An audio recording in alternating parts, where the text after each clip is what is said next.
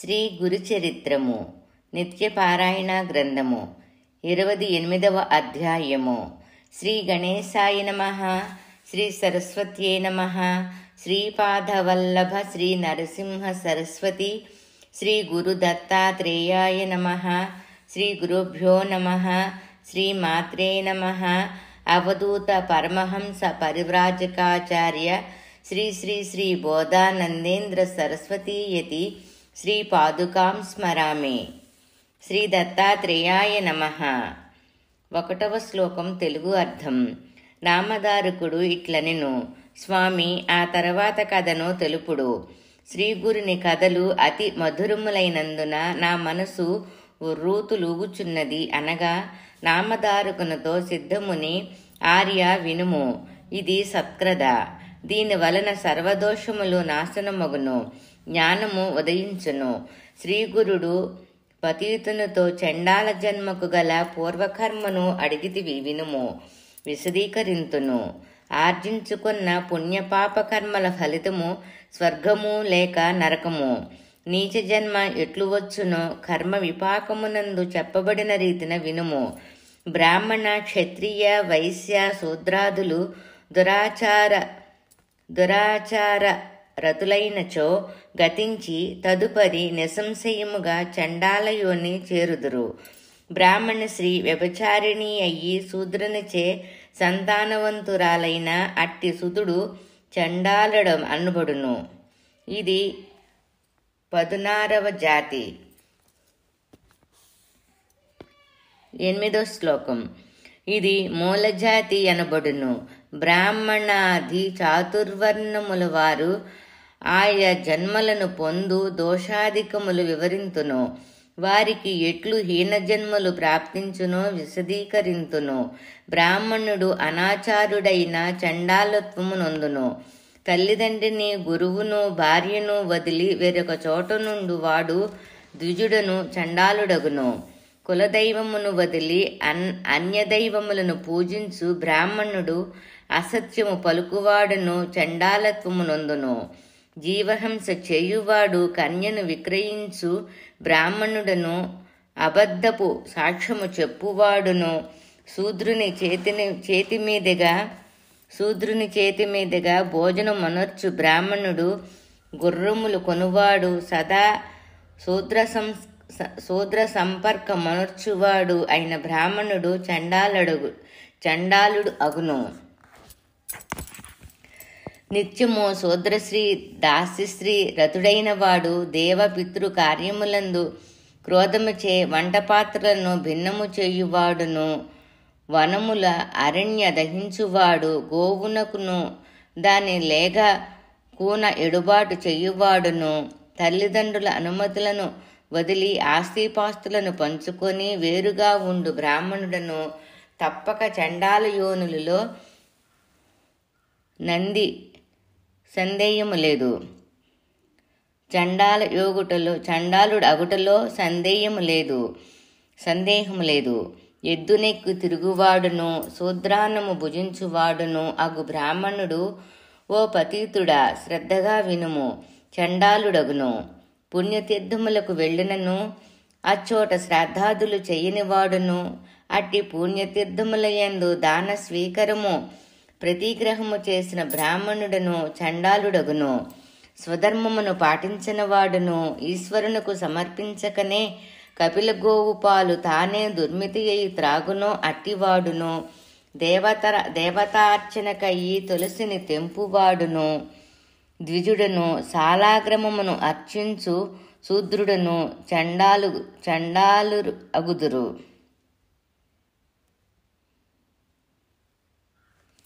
దేవతార్చనకై తులసిని తెంపు ద్విజుడను. శాలాగ్రమమును అర్చించుచు శూద్రుడను చండాలురు అగుదురు. వృద్ధాప్యమున మాతాపితరుల సేవ చెయ్యక వారి రక్షణ ఎవడు చెయ్యుడో అట్టివాడు ద్విజుడైనను చండాలుడగును. 7 జన్మముల వరకు కృమి పురుగుగా జన్మించును. వేదశాస్త్రవేత్త అయినను ఇతరుల భార్యను పెండ్లాడి పూర్వపు భార్యను విడిచిపెట్టిన వాడు తప్పక చండాలుడగును. ఇంటికి వచ్చిన అతిథి అలసిపోయినవాడని తెలిసియు తాను వేదపఠన చెయ్యుచు ఆలస్యముగా భోజనమునకు కూర్చుండు గృహస్థు తప్పక చండాలుడగును. యోగ్యుడైన బ్రాహ్మణుని నిందించి అయోగ్యుని పూజించు వాడును, ఇతరుల వృత్తిని అపహరించు తాను చెయ్యుట వాడును తప్పక చండాలుడు అగుదురు. వాపి కూప తటాకములను ధ్వంసము చేయువాడును, శివలింగ పూజను భగ్నమనరుచువాడును, బ్రాహ్మణుని ఇల్లు పడగొట్టువాడును చండాలుడగును. విశ్వాసఘాతకుడు, స్వామి ద్వేషి, గురుద్వేషి, స్త్రీల లంపటుడయి వ్యవహరించువాడును, మిత్రుని భార్యతో సంగమించువాడును చండాలుడు అగుదురు. తన భార్యలతో ఒక్కర్తనే భేదదృష్టిలో చూచువాడును, అతిథులకు ఆలస్యముగా అన్నమిడువాడును చండాలుడగుదురు. సంధ్యాకాలమున అన్నము తినువాడు, ఇచ్చిన మాటకు వ్యతిరేకముగా చెయ్యువాడును చండాలుడు అగుదురు. సంధ్యాకాలమున నిద్రించువాడును, విప్రుని కొసిగిన భూమిని కాని గోవును కాని అపహరించిన వాడు చండాలుడగును. వైశ్యదేవ కాలమందు వచ్చిన అతిథికి దుష్టమైన సమాధానమిచ్చువాడును, చెడ్డ మాటలతో దుర్భిషలాడుతూ అన్నదాన మొసుగువాడు చండాలుడగును.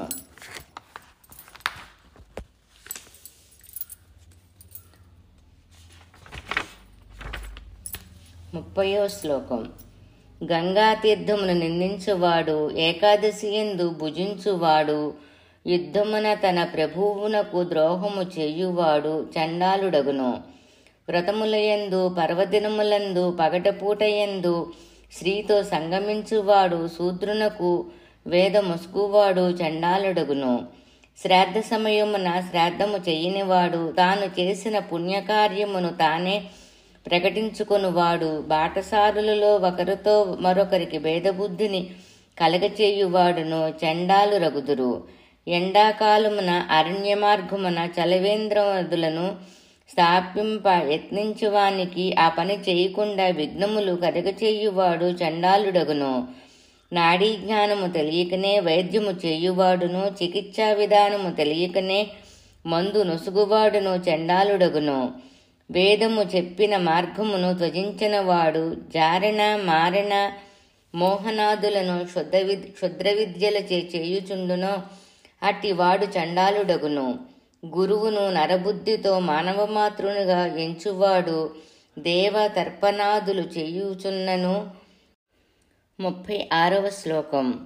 గురువును నరబుద్ధితో మానవమాతృనిగా ఎంచువాడు దేవ తర్పణాదులు చేయుచున్నను.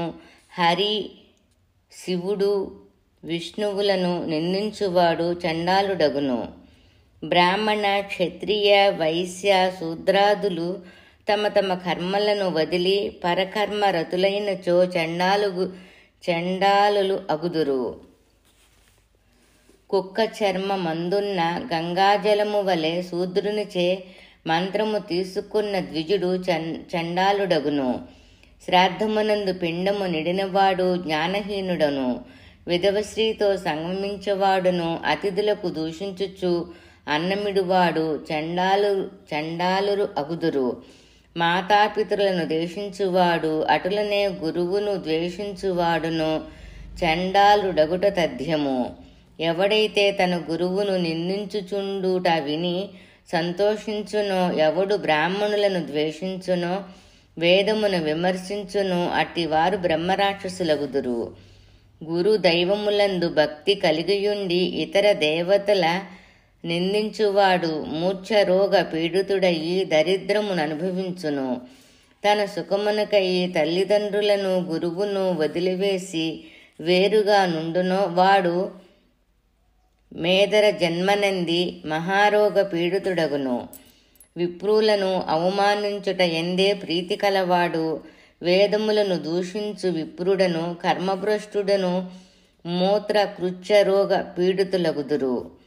లోకుల మర్మములను గురించి దుష్కృతముల గురించి సంభాషించువాడు జన్మాంతరమున హృద్రోగి అయి మహాకష్టమును అనుభవించును. స్త్రీలకు గర్భవిచ్ఛేత్తి చెయ్యువారు వంధ్యత్వమును గొడ్డుతనమును పొందెదరు, లేక వారికి కలిగిన సంతానము మరణించును. గర్భపాతము చెయ్యరాదు. అన్నము ఎక్కువగా తినువానిని చెడ్డ దృష్టితో చూచినచో అంధుడగును. ధర్మశాస్త్ర పురాణములు విననుచో చెవిటివాడును అగును. అటులనే పతీతునితో మైత్రి చేసిన గార్ధభ యోని ఎందును, హీనుని ఔషధమును సేవించిన జింకయోని ఎందును జన్మించును.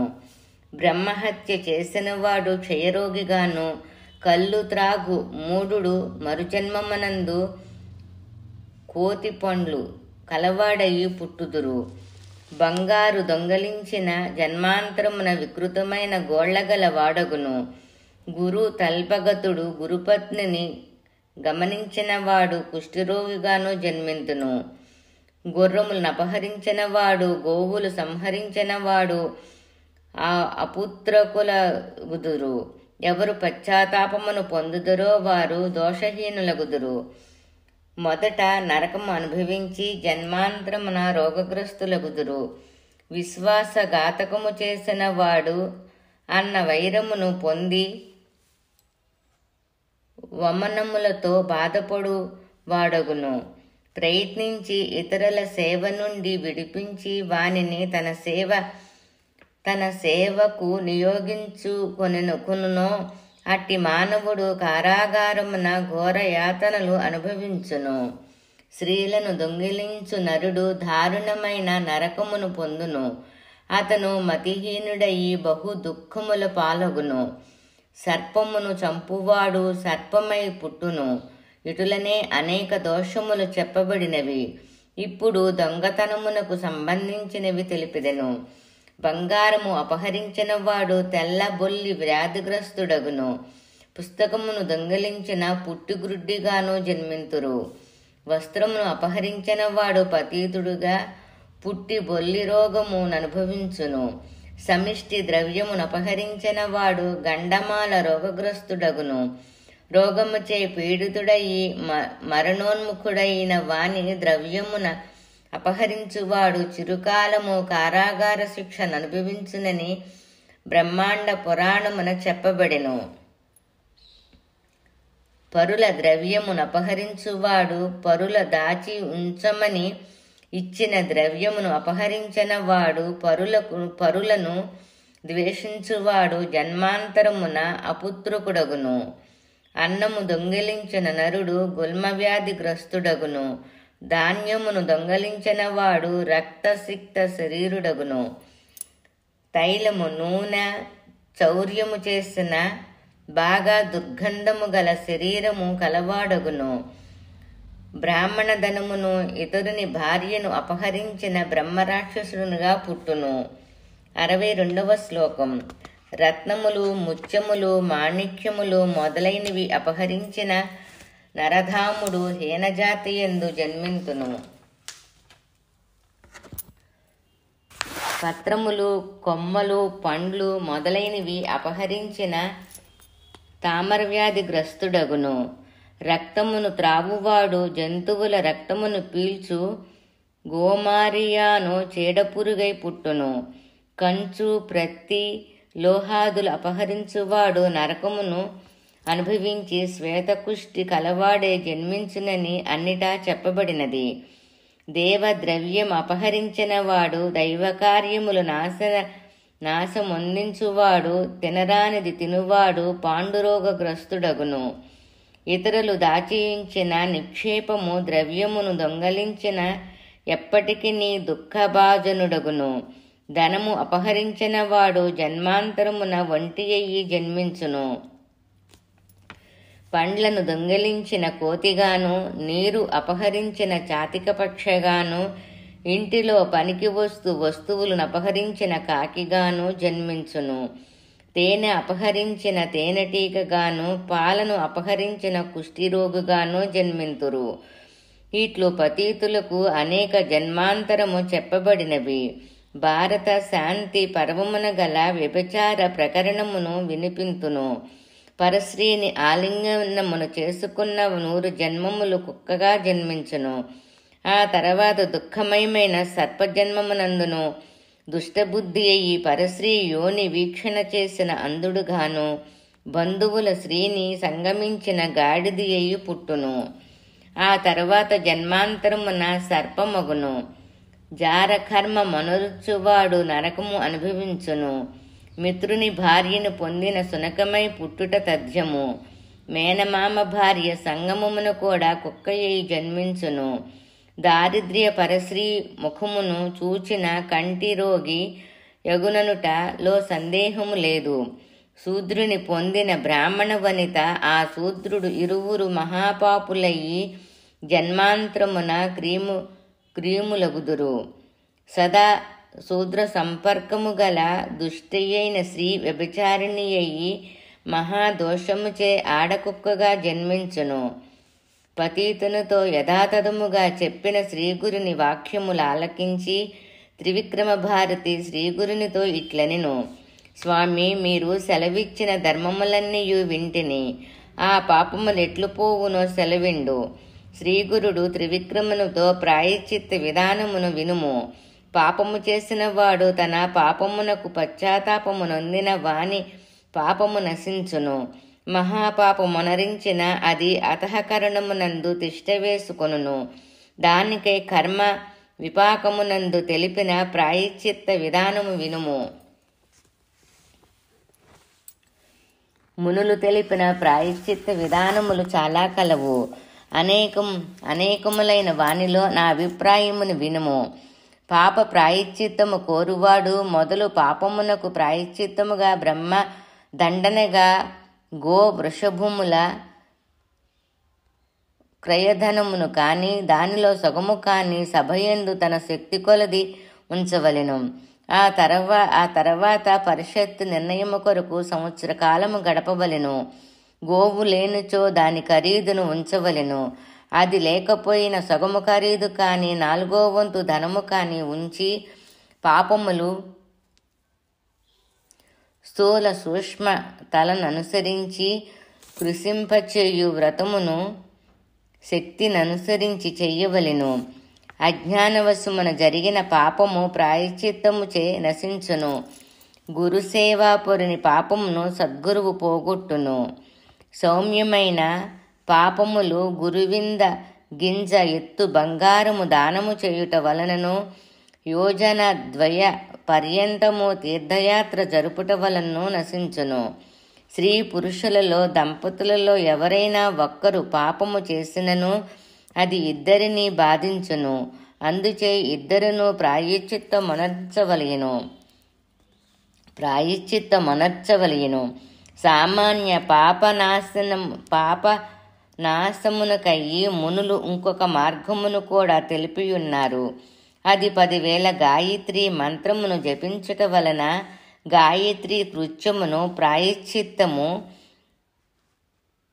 త్రివిక్రమ, తర్వాత 1000 మారులు గాయత్రి మంత్రోచ్చరణచే నెయ్యితో హోమము చెయ్యవలెను. తన శాఖకు సంబంధించిన వేదపాఠము చేయుట వలనను కృత్యము సిద్ధించును. 90వ శ్లోకం. కృత్య సంఖ్యను ప్రాజాపత్యము నుండి గ్రహించవలెను. 3 దినములు ఏకభుక్తము, 3 దినములు మధ్యాహ్నము మాత్రము భోజనము చేసి 3 దినములు నక్తము సాయంత్రము తర్వాత మాత్రము భోజనము చేసి 3 దినములు చిత్తాన్నము మాత్రము తిని 3 దినములు ఉపవాసము చేసి 12 దినములు ఈ క్రమము నిర్వహించిన ప్రాజాపత్యమనబడును. శ్రీ గురుస్మరణ చేసిన మాత్రమున కూడా సామాన్య పాపములు నశించును. కృత్యము అతి కృత్యమును అనుష్ఠానమనర్చుట వలన పాపములు క్షయమగునని తెలపబడినది. అజ్ఞానముచే కలిగిన పాపములను కూడా నాశనమొనరించును. ఓ ముని, నీవు శ్రద్ధగా వినుము. 15 కబళములు పగలు, 12 కబళములు రాత్రిలందు భుజించుచు అది యాచించిన ఆహారమైనచో పగలు 8 రాత్రి 8 కబళములు అంటే ముద్ద తినుచు శుచియ్యి ఈ రీతిగా నెల దినములు భుజించిన సామాన్య పాపములు నశించును. వేరొకరు తెలిపిన ప్రకారము ప్రతి పగలు అంజలి దోసిలి పట్టినంత మాత్రము అన్నము తిన్నచో శుచియగును. వేరొకరి అభిప్రాయము ప్రకారము 3 రోజులు ఉపవాసము ఉండి కాని నెయ్యి త్రాగియున్నను శుద్ధియగును. 3 దినములు నెయ్యి త్రాగి 3 దినములు పాలు త్రాగి 3 దినములు వాయుభక్షుకుడయి 21 దినములు పాలు త్రాగినచో పాపము నాశనమగును. 96వ శ్లోకం. పాపము చేసినవాడు శక్తి లేనివాడైనచో చరించవలసిన విధానమున అతడు నూగులు తిని కాని భ్రష్టయవులు అటుకులు తిని కాని ఉండవచ్చును. చేతనైన వాడు పశ్చాత్తాపము నొంది శుద్ధమైన ఆకుల నుండి రాలిన నీటి బిందువుల ప్రతిదినము సంతోషముగా త్రాగుచు పర్ణ కృత్యమొనరించినచో శుచియగును. అశ్వద్ధ బిల్వ కమలదళ కుశ దూర్వ నుండి రాలిన నీటి బిందువులతో 7 దినములు పర్ణకృత్యమొనరించిన పాపములు నశించునని తెలుపబడినది. పాప శాంతి కొరకు చాంద్రాయణ వ్రతమాచరించవలయను.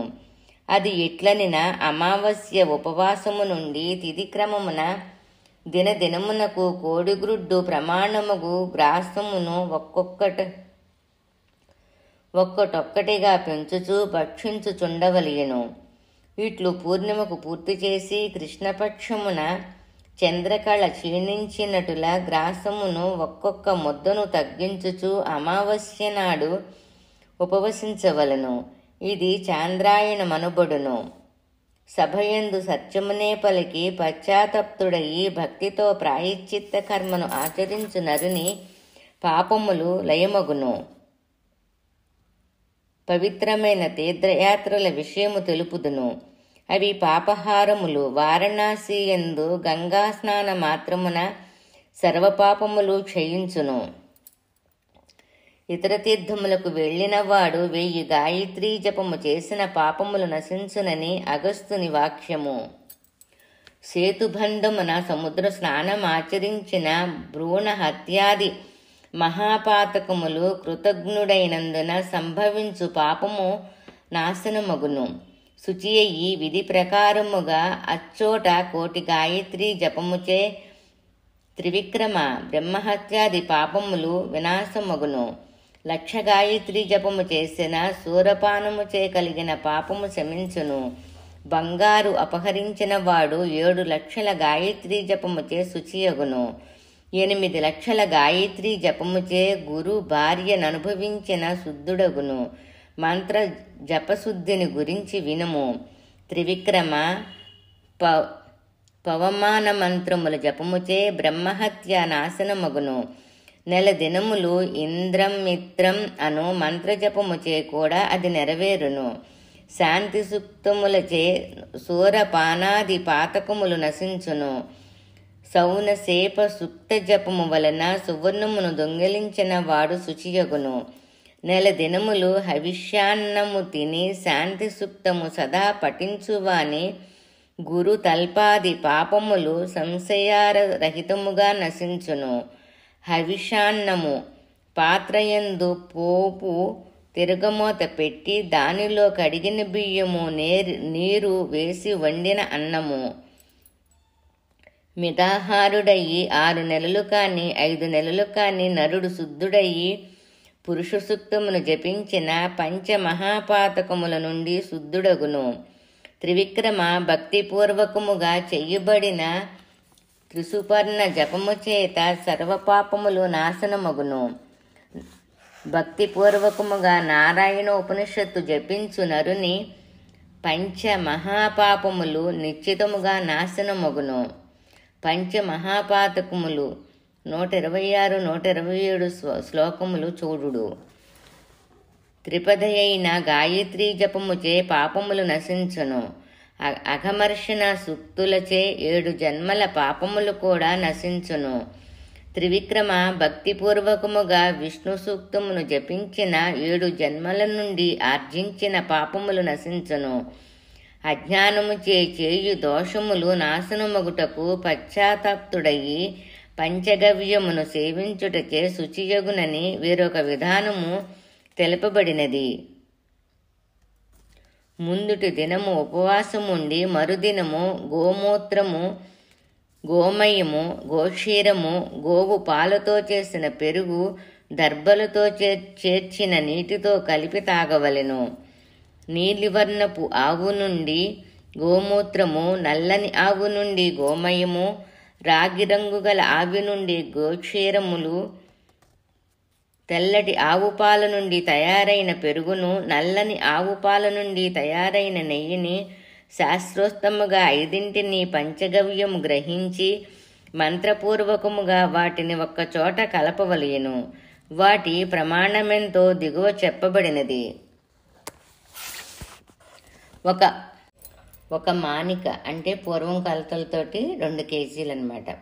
ఒక మానిక గోమూత్రము, బొటనవ్రేలుతో సగమంత ప్రమాణము ఆవు పేడ, 7 మానికలు ఆవు పాలు, 3 మానికలు ఆవు పెరుగు, 1 మానిక ఆవు నెయ్యి, తోడుగా దర్పతో చేసిన నీరును తీసుకొని కంచులాంటి పాత్రల్లో మంత్రమును ఉచ్చరించుచూ కలపవలెను. 121వ శ్లోకం.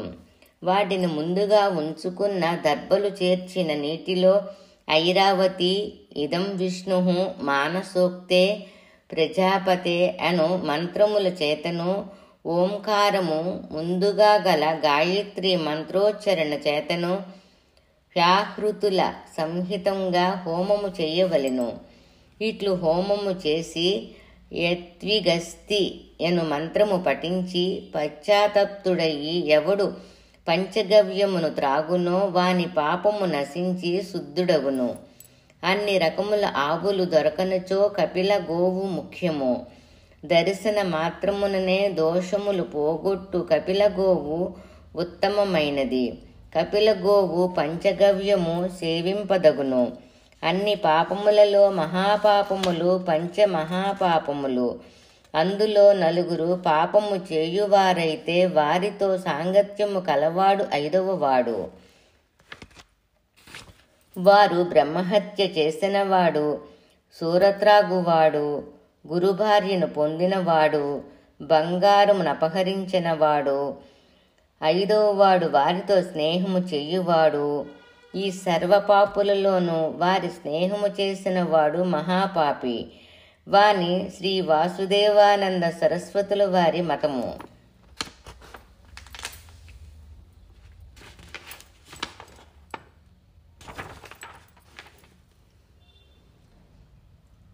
ఇతరములు ఉపపాప లఘుపాపములు వీటిపైకి ఎటులైన విడవదగినవి.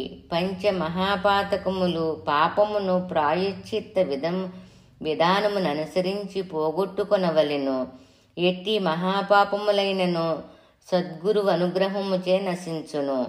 వేద శాస్త్రములు నెరిగిన వాడును, తన ధర్మ నిర్వహణయందు నిష్ట కలవాడును, శుచిమంతుడును అయిన విప్రుని అనుగ్రహము వలన పాపి త్వరలో పునీతుడగును. శ్రీగురుడు త్రివిక్రమ భారతికి వినిపించిన ప్రాయశ్చిత్త విధిని బ్రాహ్మణులందరూ విని సంతుష్టులయ్యి మాకు జ్ఞానము ప్రకాశితమైనదని వాక్కిచ్చిరి. శ్రీ గురుడా పతితునితో నీవు పూర్వజన్మము విప్రుడువై ఉండి మాతాపితరుల ద్వేషించినందున ఈ జన్మ వచ్చినది. నీవు సంగమమున 1 మాసము స్నానమొనరించిన దోషములు పోయి విప్రుడు అగుదవు. ఇది నీవు శుద్ధియగు మార్గము అనరి. అనగా ఆ పతితుడు స్వామి కాకి మానస సరోవరము చేరి హంస అయినటులా నేను మీ దర్శన మాత్రముననే శుద్ధుడునైతిని. నీ దృష్టి పడినంత మాత్రమునే నేను పవిత్రుడునైతినన్నుటిలో సంశయము లేదు స్వామి. శరణాగత రక్షక నన్ను ఉద్ధరించుడు. పరుసువేది సోకిన ఇనుము తక్షణమే బంగారమవును కదా స్వామి జగద్గురు. అది మరలా ఎక్కడైనా లోహమగునా? హే సర్వము ఎరిగిన స్వామి, నీ అమృతమనిడు దృష్టి సోకిన నేను పవిత్రుడునైతిని. జ్ఞానినైన నన్ను అభిమంత్రించి ఈ విప్రుల నడుము చేర్చుము ప్రభు. ఈ మాటలు విని శ్రీగురుడు నవ్వుతూ, నీ ఈ దేహము జాతిహీనము, నిన్ను విప్రుడని ఎవడు అనగలడు? హీన రక్తరేతో సంబంధము వలన పుట్టి హీనగేహమున వర్ధిల్లినది ఈ దేహము. అట్టిది అది విప్రదేహమెట్లైనది. నీ మాట నిందాస్పదమైనది. పూర్వము క్షత్రియుడు గాదిరాజు కుమారుడు అయిన విశ్వామిత్రుడను రాజు వేదములన్నయూ ఎరిగినవాడయ్యెను, పవిత్రుడయ్యెను. తాను బ్రాహ్మణుడు కావలయునని తన మనసున దృఢనిశ్చయము కలవాడయ్యి అనేక వందల ఏండ్లు కష్టతరమైన తపస్సు చేసెను. తపోబలముచే తాను బ్రహ్మర్షి కావలయునని అతడు ఇంద్రాది దేవతలను నాకు బ్రహ్మర్షత్వమును ప్రసాదించుడు, అందుకు మీరు సమర్థులు అని ప్రార్థించెను. అంతటా దేవతలు అతనితో, నీ గురువగు వశిష్ఠుని ప్రార్థించము, అతడు అంగీకరించిన మాకును అంగీకారమే అనిరి. అంత విశ్వామిత్రుడు వారి మాటలు అంగీకరించి వశిష్ఠుని చేరి అతనితో, నేను బహుకాలము తపమనరించి తిని, ప్రభు నన్ను బ్రహ్మర్షిని చెయ్యుడు అనెను. వశిష్ఠుడిట్లనెను, ఓ విశ్వామిత్రుడా, అపవిత్రమైన ఈ క్షత్రియ శరీరమును విడిచి ఆర్షవంశమున జన్మించి ఉపనయన సంస్కారము పొందినచో నీకు బ్రహ్మర్షత్వము సిద్ధించును. కానీ ఈ దేహమున ప్రళయము సంభవించినను బ్రహ్మర్షత్వము సిద్ధించదు అనెను. ఋషివంశమున ఉత్తమ జన్మ. వశిష్ఠుడు చేసిన వాక్య విన్న విశ్వామిత్రుడు మహాకోపమున వశిష్ఠుని 9 పుత్రులను సంహరించెను. బ్రహ్మజ్ఞాని అయిన వశిష్ఠుడు అంత జరిగినను తామసుడు కాలేదు.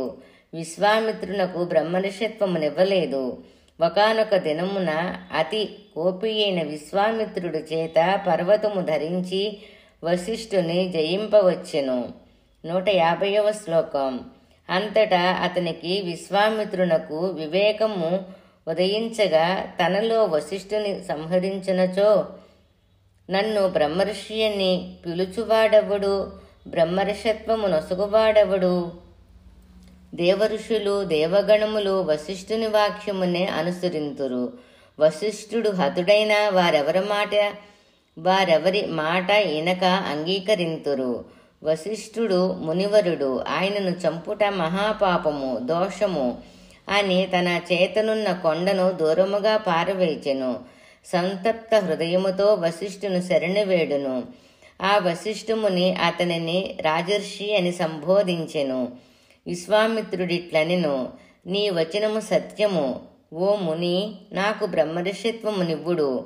నేనొసగు అన్నమును భుజింపుడు, స్వీకరింపుడు. వశిష్ఠుడిట్లనెను, తృప్తి నొందిన నీవు తపస్సు చేసి సూర్యకిరణములచే నీ ఈ దేహమును దగ్ధమనరించుకొని నూతన శరీరముతో దర్శనమిమ్ము అనెను. విశ్వామిత్రుడు దానికి అంగీకరించి తపస్సు చేసి సూర్యకిరణములు తన దేహమును భస్మమనరించుకొని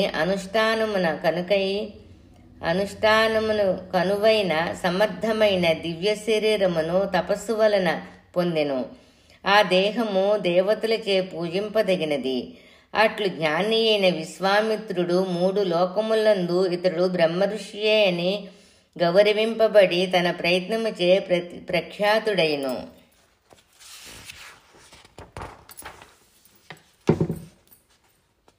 నీవు ఈ దేహమును విడుచుటెట్లు పొసుగును. అందుచే పశ్చాత్తప్తుడువైన నీవు ఈ శరీరమును విడిచి జన్మాంతరమున విప్రుడువే అయిదవు. 160వ శ్లోకం. నీవు ఇంటికి పొమ్ము అనే శ్రీగుడు మరీ చెప్పినను వాడు లభించిన సుఖము నుండి హీనస్థితికి వెళ్ళుట కిష్టపడడయ్యెను. పెన్నిది దొరికిన దరిద్రుడు వదులుట కిష్టపడున? మానవునకు అమృతము దొరికిన వదులగలడా? ఆకలిగొన్న ఆవునకు లేతపచ్చికి గడ్డి దైవవశాత్తు దొరికిన దానిని వదిలి వెళ్ళుటకు అది మనసును ఇచ్చగించదు కదా. పతీతుడు తనకు లభించిన జ్ఞానరాశిని విడిచి తన ఇంటికి వెళ్ళుటకి పతీతుడు తనకు లభించిన జ్ఞానరాశిని విడిచి తన ఇంటికి వెళ్ళటకి ఇచ్చగించలేదు, అంటే ఇష్టపడలేదు. తాను విప్రుడనియే తలుచుచుండెను. అట్టి సమయానికి అతని భార్యాపుత్రులు వచ్చి అతనిని చూచి ఇట్లు ఉన్మత్తునివలె ఉన్నావేమి అనిరి. అతడు వారిని దరిరానివ్వక నివారించెను. వారిని తనను ముట్టుకోవలదని కోపగించి ఆ పతీతుడు వారిని కొట్టబోయెను. దుఃఖిత అయిన వాని భార్య శ్రీగురుని శరణివేడి స్వామితో, స్వామి, నా భర్త నన్ను వదల నిచ్చగించుకుచున్నాడు, వానికి తమరు బోధించుడు.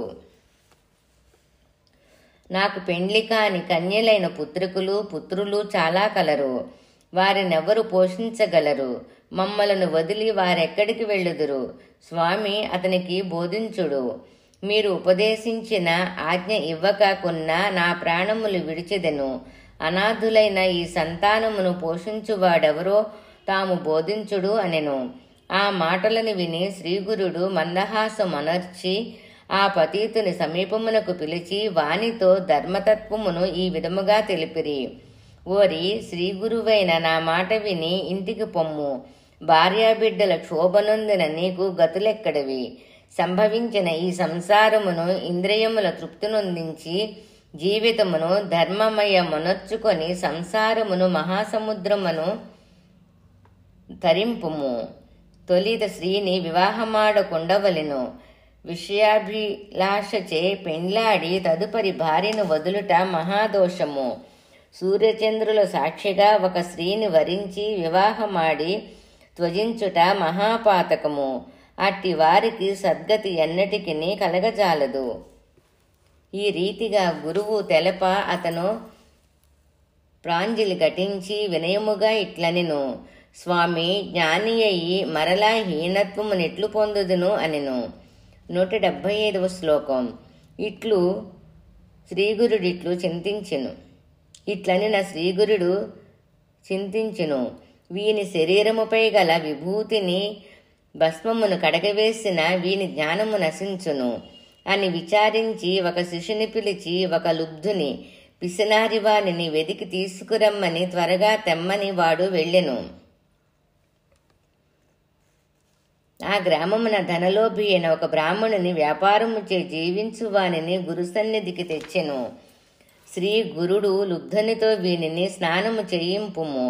వీనికి జ్ఞానము నశించి సంసారమునందు ఆసక్తుడగును అని శ్రీగురుడు ఆజ్ఞాపింప అతడు నిండుకుండ నీరు నా పతీతునిపై పోసి స్నానమాడించ అతని శరీరమునంటియున్న విభూతి భస్మము అంతయూ పోయెను. భస్మము కడిగి వెయ్యబడగా వెంటనే వాడు అన్నయూ మరిచిపోయెను. భ్రాంతుడయి భార్యాపుత్రులను చూచి వారిని సమీపించెను. భార్యాపుత్రుని ఆలింగమనర్చి ఇట్లనెను. క్షణకాలము నేను భ్రాంతుడునైతిని. మీరెందులకిటులు వచ్చితిరి? ఏమి పని ఉన్నది అని విస్మయమంది వారితో తన ఇంటికి పోయెను. పతీతుడు జరిగిన వృత్తాంతమంతయు విని చకితుడయ్యెను. నాగరికులు విస్మృతులయ్యి కౌతుకముతో వినూత్నమైన మహావిచిత్రమును చూచితిమి అనిరి. శ్రీగురిని సన్నిధియందున్న త్రివిక్రమ భారతి ఈ సంఘటనకు చకితుడయి వినయముగా శ్రీగురిని అడిగిన విధమున సావధానుడువయి వినుము. త్రివిక్రముడిట్లడిగెను. శ్రీగురు, నాకొక గొప్ప సంశయము కలదు. స్వామి, దయచేసి అవధరింపుడు. జ్ఞానహీడునైనను పతీతునకు జ్ఞానము ప్రసాదించితిరి. వారి శరీరము నీటితో కడిగిన మాత్రమున తక్షణమే ఆ జ్ఞానమెట్లు నష్టమయ్యను. నా యందు కృపయుంచి ఈ విషయము అంతయు తెలుపమనెను అని భక్తిభావముతో శ్రీగురుని పాదములు పట్టెను. అది నా యందు కృపయుంచి ఈ విషయమును అంతయు తెలుపుదురు అని భక్తిభావనతో శ్రీగురుని పాదములు పట్టెను అని త్రివిక్రముడు అడగగా శ్రీగురుడు భస్మమును వానిపై చల్లగా జ్ఞానోదయమయ్యెను. దానిని కడిగివెయ్యగానే జ్ఞానము నష్టము అయ్యెను. విభూతి మహిమ అపారము. కావుననే ఈశ్వరుడు భస్మమును ధరించును. మహాత్ములు తమ కరస్పర్శచే ప్రపంచమునే బ్రహ్మమయము చెయ్యగలరు. ఇట్లు శ్రీగురుని ముఖారవిందము నుండి వెలువడిన వాక్సుధను గ్రోలి సంగతులు విని త్రివిక్రమ భారతి ఇట్లనెను. శ్రీగురు విభూతి మహత్యమును శాంతముగా తెలుపుడు. త్రివిక్రమ భారతి శ్రద్ధను గమనించి శ్రీగురుడు ప్రీతుడయ్యి ఉత్తమమైన విభూతి మహిమను వర్ణించెను. శ్రీ సద్గురుడు అన్ని కోరికలు తీర్చువాడు అని వృద్ధుడైన సిద్ధముని తన శిష్యునకు పావనమైన ముందు కథను సిద్ధుడు పలికిన విధమును పృథివ్యాధులను ఇంద్రియములను ఇంద్రియాది దేవతలను బుద్ధ్య అహంకారములను ప్రేరేపించు ఆ ఆత్మస్వరూపుని కృపవలన గంగాధర సరస్వతి స్వభాష యందు చెప్పుచున్నాడు. ఇతి శ్రీ సిద్ధనామధారక సంవాద రూపేణ శ్రీ సరస్వత్యాఖ్య గంగాధరాత్మజ విరాచిత శ్రీ నరసింహ సరస్వత్యుపాఖ్యాన సంహిత మహారాష్ట్ర భాషాన్విత గురుచరిత్ర సమానార్థయాం శ్రీ వాసుదేవానంద సరస్వతీయతి విరచితాయాం శ్రీ గురు సంహితాయాం శ్రీ గురుదేవదత్త ప్రసన్నః. శ్రీ గురుభ్యో నమః. శ్రీమాత్రే నమః. అవధూత పరమహంస పరివ్రాజకాచార్య శ్రీ శ్రీ శ్రీ బోధానంద సరస్వతీయతి శ్రీ పాదుకాం నమామి. దిగంబరా దిగంబరా శ్రీపాదవల్లభ దిగంబరా. ఓం సాయి తస్సత్. 28వ అధ్యాయము పారాయణ ఫలితము.